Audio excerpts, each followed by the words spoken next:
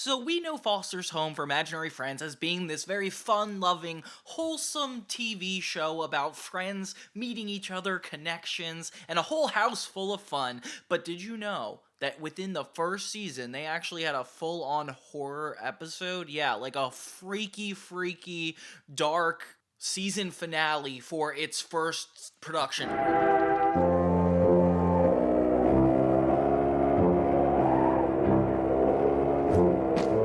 I'd completely forgotten about this episode until I did this retrospective on the first season that actually shed light on why they have this really disturbing episode put out. It's season 1, episode 13, Blue.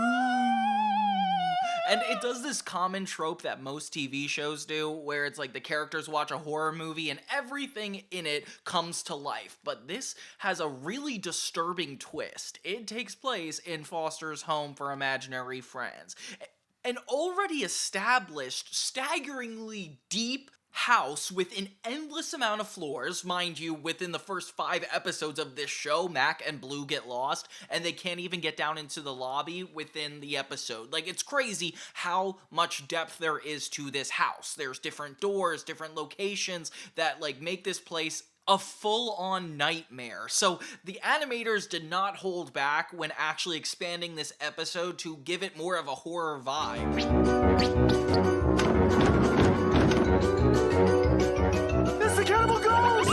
I gotta say, I love it when TV shows do this trope. You know, like the hash-slinging slasher episode of SpongeBob. That was always a classic. Even my favorite show, Shaolin Showdown, has an episode or two that just takes a turn to the horror direction. I don't know what about it is that kids just love being scared and or like horror-related things. You know, like take the entire series of Five Nights at Freddy's for an example. Yeah, see? Exactly. Now let's explore how dark this really gets.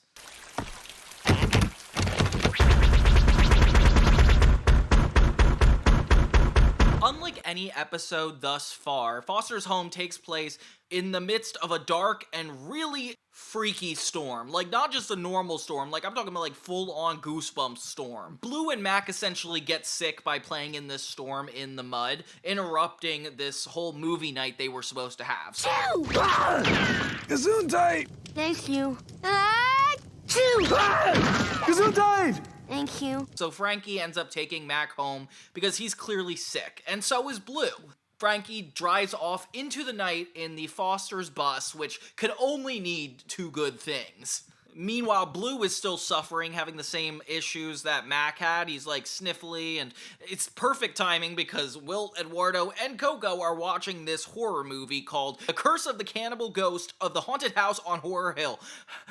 And tell me this doesn't look like Foster's Home. Like, it is already a horror show, and the audience feels it because in the movie, it rings even creepier than what we see.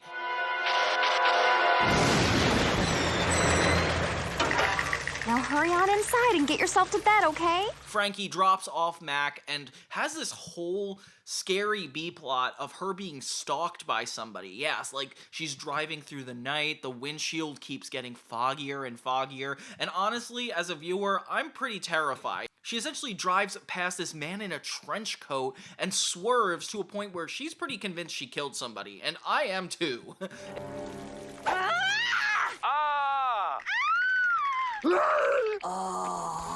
It cuts away from that to go to Blue actually not being able to watch the movie and going to bed. They have a horrible staircase that I can't believe this is even in Foster's. The room is lit with dark purple and light blue hues, and I'm so disturbed at how committed the animators were to make this scary. Like, I can feel my 10-year-old self quivering. Meanwhile, Frankie is still trying to figure out what's going on and who she hit, and it's not comfortable because we see at the same time this horror movie playing, and it gets really freaky vibes. For the rest of the episode, Coco, Eduardo, and Wilt are pretty convinced that Blue might be a ghost, mainly because he's pale and sickly now going from blue to just being full-on white, and it's really disturbing. He starts groaning and walking throughout the house, even sneezing, and yeah, he rubs his boogers along the wall, and it's really gross. I don't remember if this is like timed out to be a Halloween episode, but it for sure is not a normal one. Blue even looks in the mirror and has a conversation with himself. Whoa, I feel dizzy. You gotta get oxygenated. Deep breath, deep breath. Not through your mouth breather, through your nose. Which is downright trippy. I'm being freaked out just watching this. Of course, the show has its comedic moments, as it always does, and I always love that about this show. Frankie is unable to get into Foster's, which is kind of crazy to me that there's thousands of people living in this house, but nobody could let her in. Okay, sure, fine. But she's scared she's being stalked, so clearly this is a very prominent moment. Meanwhile, Wilt and Eduardo can't even find Blue, just the snot he left behind. And once he comes out of the mist, he is terrifying. Like, Blue looks like the stereotype of a ghost you expect. A sheet actually does fall on his head, kind of making it even cheesier and adding to the comedy beat. But yeah, it's just about them mistaking Blue for this ghost and essentially starting this chase to either get away from Blue or find him. Mr. Harriman ends up coming out, not believing anything that's going on.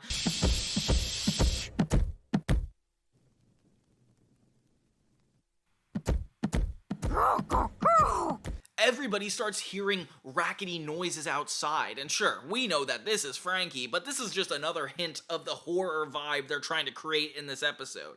Gosh, if this wasn't just this giant mansion, this wouldn't even be that scary. It's the whole aesthetic that they're in this giant house that actually makes it haunting. So they decide to finally try to take down Blue as a ghost, and I don't know why they're not realizing this. The eeriness of the shadows and how Foster's look in this episode is just so disorienting to me. I cannot get over it. Even Blue doesn't know what to do and feels like he's being attacked, which he is. I don't know how to explain it otherwise.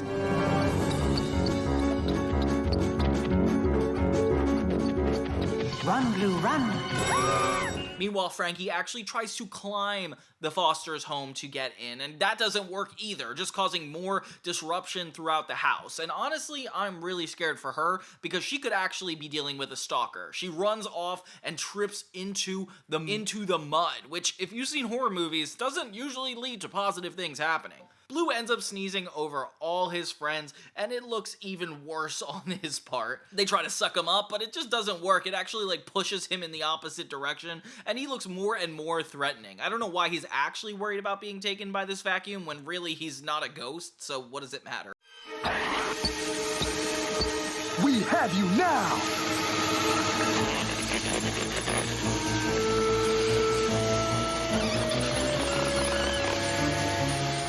Just when they think they captured him, the entire vacuum explodes and everybody is covered in dust, with eventually the Foster's bus breaking into the lobby of the house. And oh my god, this is when it gets way too far, because we know Frankie's not driving. So this giant man in the trench coat that I assume we passed earlier comes staggering in, and honestly, I'm really terrified. No more Blue mishaps.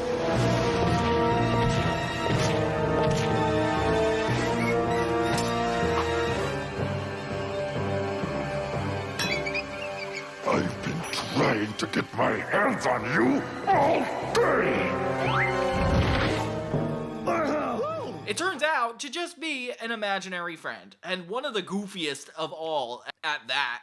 It's so weird. Yeah, this friend even gets scared of Blue, thinking he's a real ghost, and the episode abruptly ends with a nice little sneeze from Blue. Nobody gets resolved, nothing is actually talked about and figured out, which is kind of trippy to me. It actually makes the experience a little more horrifying, but it's still cool that they committed so hard to doing this horror-related episode, given everything in the first season being so family-friendly and uppity and exciting. It's so interesting to see all of the aesthetics take a wild turn into the horror direction, and having it be around this scary mansion is, I don't know, it just gets worse for me. As somebody who's scared of scary movies, this one really takes the cake. And with all that said, this is the final episode of the first season of Foster's Home for Imaginary Friends. Can you imagine if it got canceled after all this? It would almost seem like this episode itself is responsible for it, because this would have been the last one that came out. Obviously, they had 5 more seasons, so it doesn't really matter in retrospect. But the thrill of this whole episode has got me on my toes, guys. So stick around, because I'm about to get this full first season retrospective out. And in the meantime, just enjoy this one episode. Oh gosh. Yeah, I'm scared of blue, and I guess you should be too. So this was Foster's Home for Imaginary Friends. Thank you guys so much for watching, and I'll see you guys next time.